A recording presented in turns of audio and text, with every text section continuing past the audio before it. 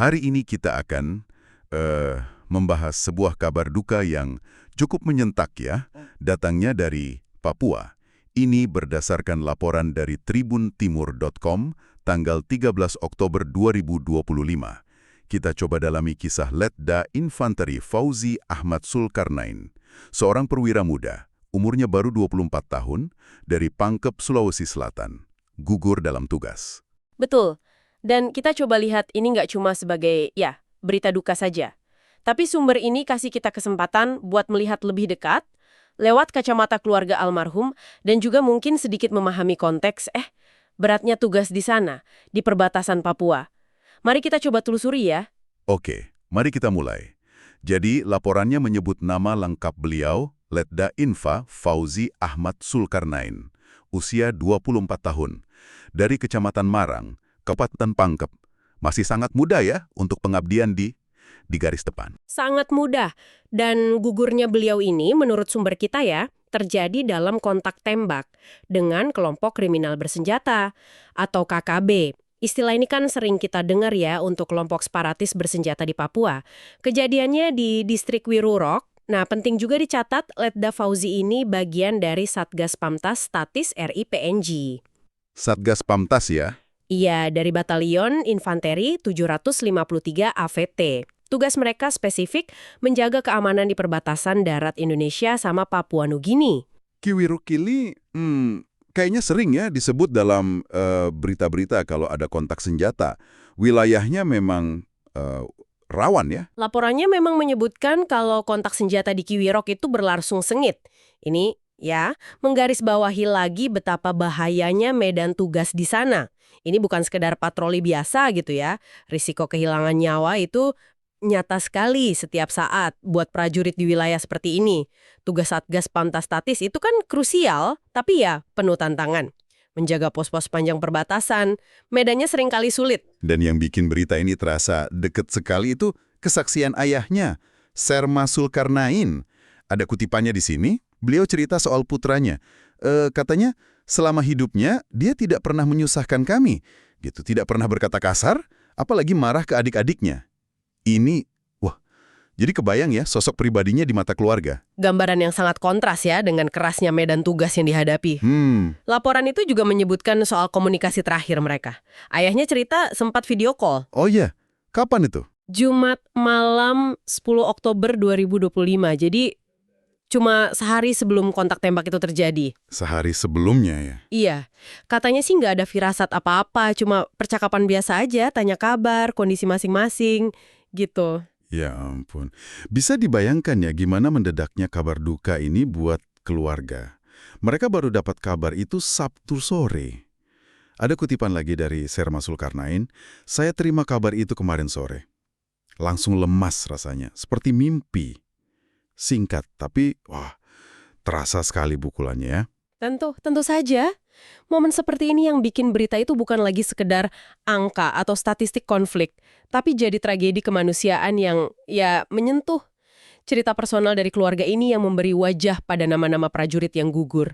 Kita jadi ikut merasakan kehilangan dan pengorbanan mereka. Ini bukan cuma soal satu prajurit, tapi satu keluarga yang dunianya berubah total dalam sekejap. Sumber ini juga menyebutkan soal rencana pemakaman. Jenazah Letda Fauzi rencananya dimakamkan secara militer di Taman Makam Pahlawan Mangilu di Kabupaten Pangkep. Penghormatan terakhir ya di kampung halamannya. Betul, pemakaman militer ini kan bentuk pengakuan negara ya atas pengorbanan tertinggi yang diberikan Letda Fauzi. Kalau kita coba tarik sedikit lebih luas, kejadian seperti ini selalu jadi pengingat. Pengingat tentang harga yang harus dibayar. Untuk menjaga kedaulatan, mencoba menciptakan stabilitas di wilayah yang, kita tahu, sangat kompleks seperti Papua. Setiap insiden kayak gini selalu memunculkan lagi pertanyaan soal kondisi operasional di lapangan, dukungan buat prajurit, strategi jangka panjangnya gimana. Jadi, dari penelusuran kita ini, berdasarkan sumber Tribun Timur, kita lihat kisah Letda Fauzi ini. Lebih dari sekedar berita duka konflik bersenjata ya. Kita lihat ini sebagai cerita seorang anak muda yang berdedikasi, putra kebanggaan keluarga, yang pengabdiannya berakhir tragis di medan tugas yang berat. Nah, bagi Anda yang menyimak, apa ya arti cerita ini buat Anda? Mungkin ini ya pengingat yang kuat tentang realitas di balik berita-berita utama, bahwa di setiap laporan konflik itu ada individunya, ada keluarganya, ada harapan, ada cita-cita yang terlibat di dalamnya. Pengorbanan Letda Fauzi, duka keluarganya, ini representasi dari banyak kisah serupa yang mungkin nggak selalu sampai ke kita secara detail. Ada harga kemanusiaan yang mahal sekali dalam upaya menjaga keamanan negara ini. Oke, sebagai bahan renungan mungkin untuk Anda bawa pulang, coba pikirkan, sejauh mana sih perspektif personal dari keluarga, seperti dari Sherma Zulkarnain ini, bisa mengubah cara Anda memahami atau merasakan berita tentang konflik atau situasi keamanan, yang mungkin seringkali terasa jauh dan abstrak. Sesuatu untuk Anda pertimbangkan lebih lanjut. Sampai jumpa di pembahasan kita berikutnya. hari Jumat.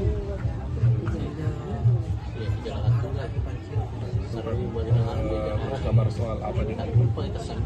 Cuma itu hari video call dia cuma tanya Kang Ana pas ada kabar kesehatan bagaimana di sana kabarnya, dia juga bagaimana kabarnya di orang tua di sini. Jumat ini yang baru ya kemarin. Terakhir ketemu almarhum ini kapan, Pak?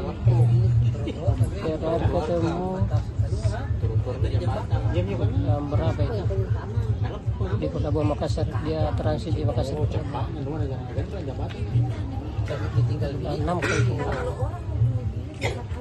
Itu dari ini Tahun ini, Pak. tahun ini. Iya. Almarhum ini berangkat ke Papua itu kapan, Pak? Tugasnya kapan di Papua? Kalau satgasnya ini bulan 7 sih, iya awal bulan 7 ya. Kan satgas di sana. Memang satunya di sana di Nabire di Tematiga. Cuma kan berangkat tugas lagi satgas.